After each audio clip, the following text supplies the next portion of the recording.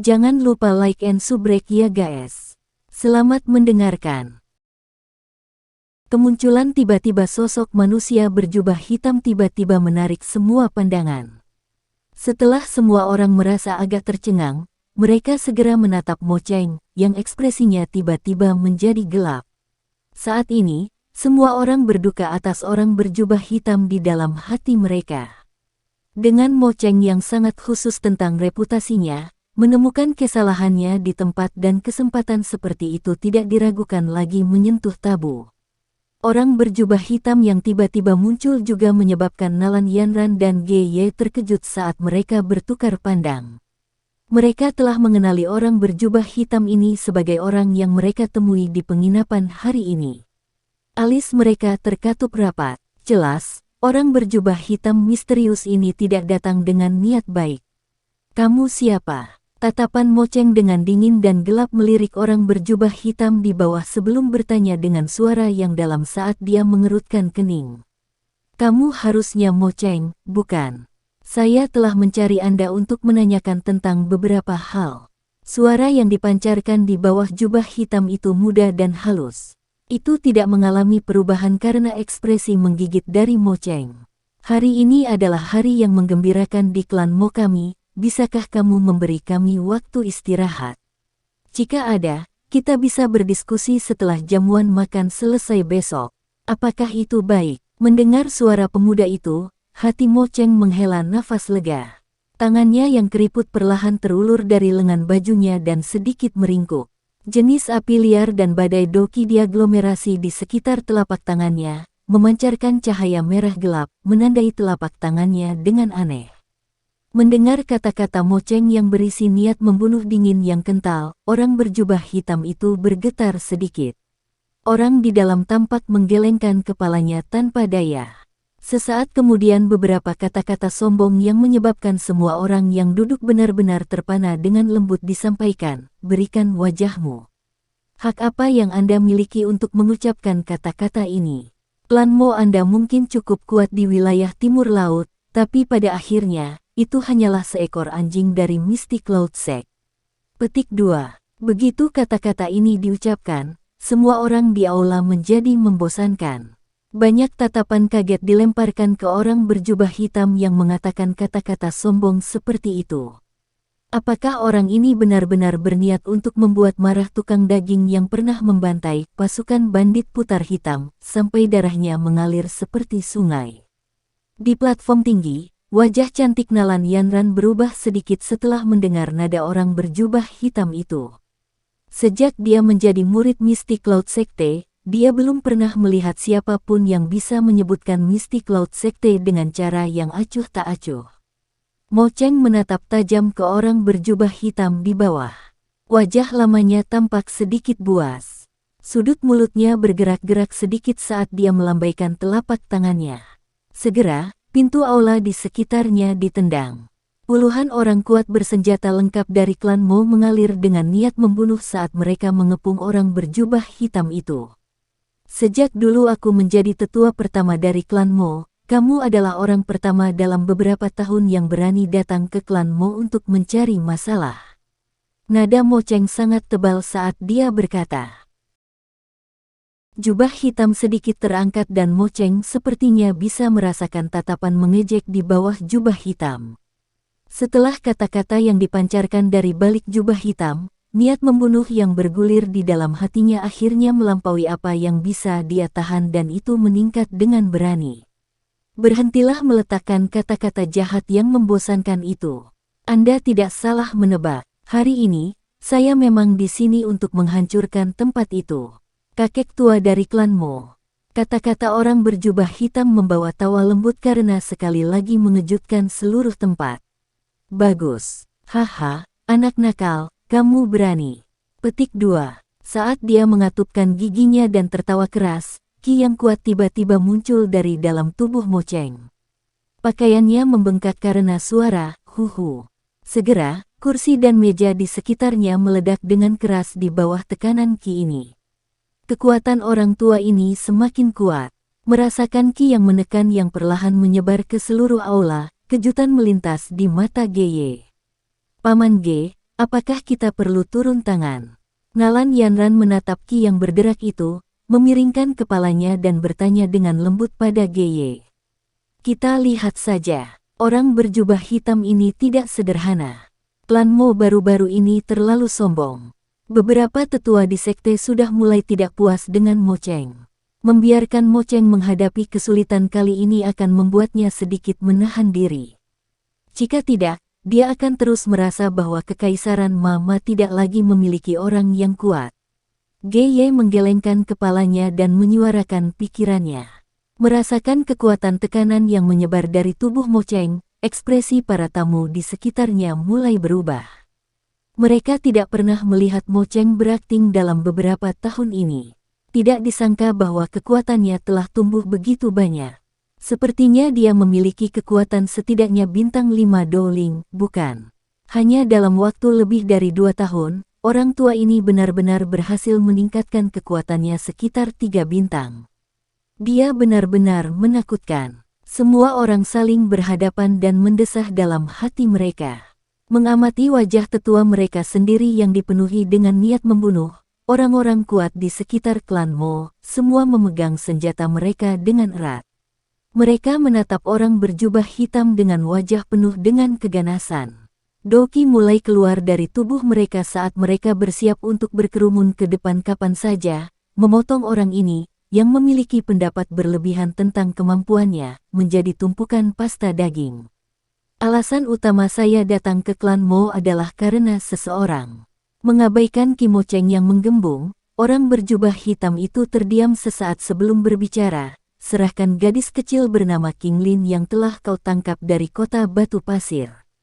Begitu kata-kata orang berjubah hitam itu diucapkan, wajah Mo Cheng tiba-tiba berubah drastis. Kali ini, dia tidak mengatakan kata-kata lain yang tidak perlu. Dengan wajah sedingin tumpukan es, dia melambaikan tangannya dan memerintahkan dengan suara lembut, bunuh dia. Mengikuti perintah Mo Cheng, orang-orang kuat di sekitar klan Mo menjerit keras.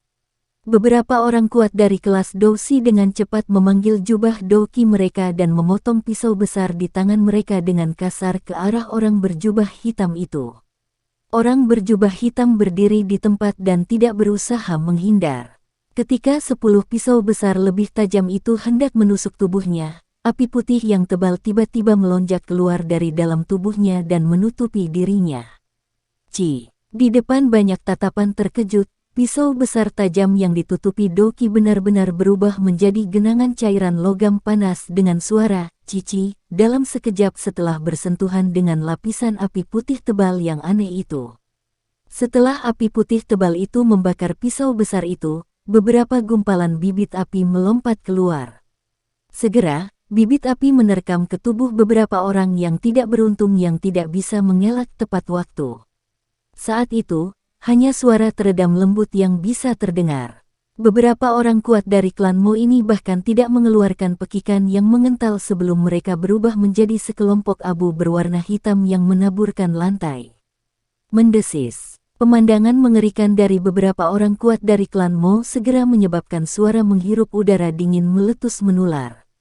Banyak tatapan kaget menatap orang berjubah hitam yang berdiri diam. Saat mereka mengingat teror api putih yang tebal, kulit kepala semua orang mati rasa. Ini adalah api surgawi. Gye berteriak tanpa sadar saat dia menatap orang berjubah hitam dengan wajah dipenuhi dengan keterkejutan. Wajah cantik Nalan Yanran agak suram. Dia menganggukkan dagunya yang indah perlahan saat matanya yang cantik menatap tajam ke orang berjubah hitam dan berkata, orang ini benar-benar kuat. Klan Mo benar-benar memprovokasi seseorang yang seharusnya tidak mereka provokasi kali ini. Petik 2. Di sisi lain, kepala klan Ye Chong, juga melompat kaget pada api putih tebal yang menakutkan itu. Segera setelah itu, bagaimanapun, kilatan sombong melintas di bagian dalam matanya. Jelas, dia merasa sangat segar pada klan Mo yang telah menyinggung orang yang begitu kuat. Kamu siapa? Tampaknya klan Mo kami tidak menyinggung Anda, jadi mengapa Anda menemukan masalah dengan klan Mo kami?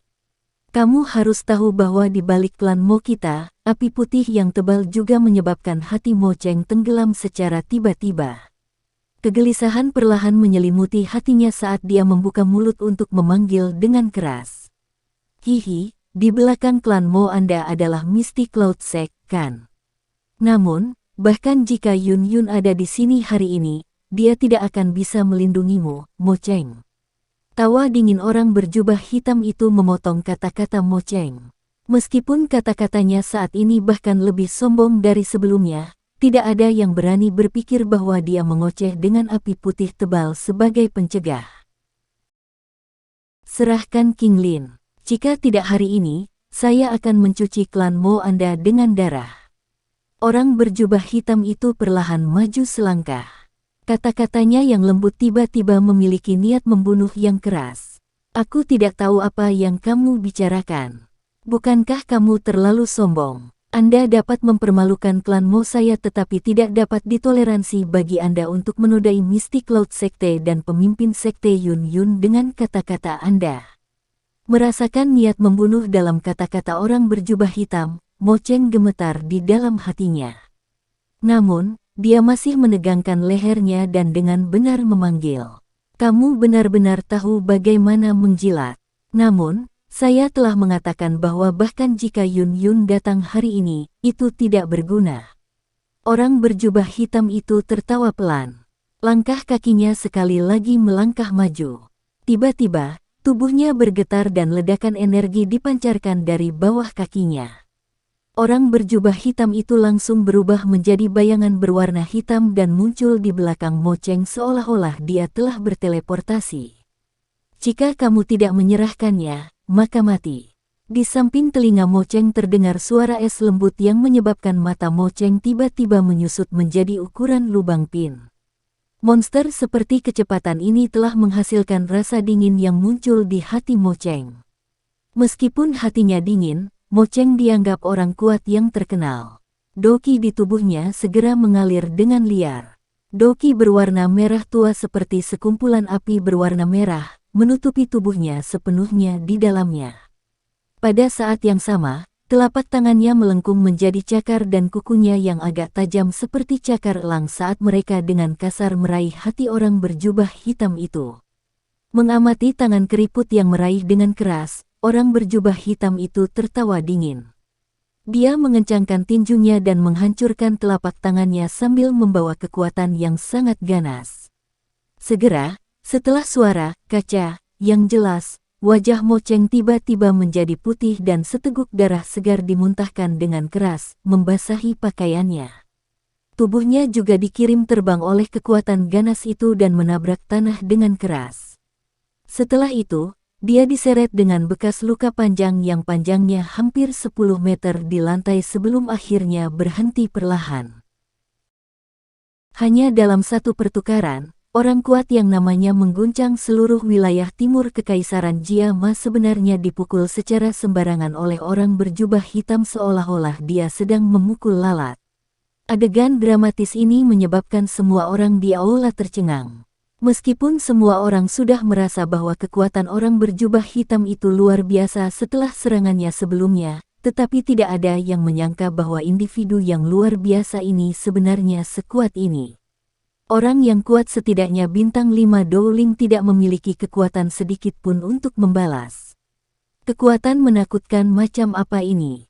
Do Huang. Dengan wajah pucat, para petugas menyaksikan Mo Cheng yang hanya dalam beberapa menit berubah dari tetua pertama klan Mo yang luhur menjadi seorang lelaki tua dalam kesulitan.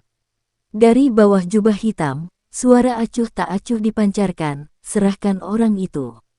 Kamu sekarang memprovokasi klan Mo dan Misty Cloud Sect. Terhuyung-huyung saat dia berdiri, Mo Cheng mempertahankan ketangguhannya saat dia berkata. Pada saat ini, dia jelas menggunakan Misty Cloud Sect untuk menimbulkan rasa takut pada orang misterius ini. Saya telah memberi Anda kesempatan. Mendesah agak kecewa, orang berjubah hitam itu mengangkat kakinya dengan lembut ke depan. Sekali lagi, dia dengan aneh melintas ke depan Mo Cheng. Dia tiba-tiba mengulurkan telapak tangannya dan dengan erat memegang leher yang terakhir.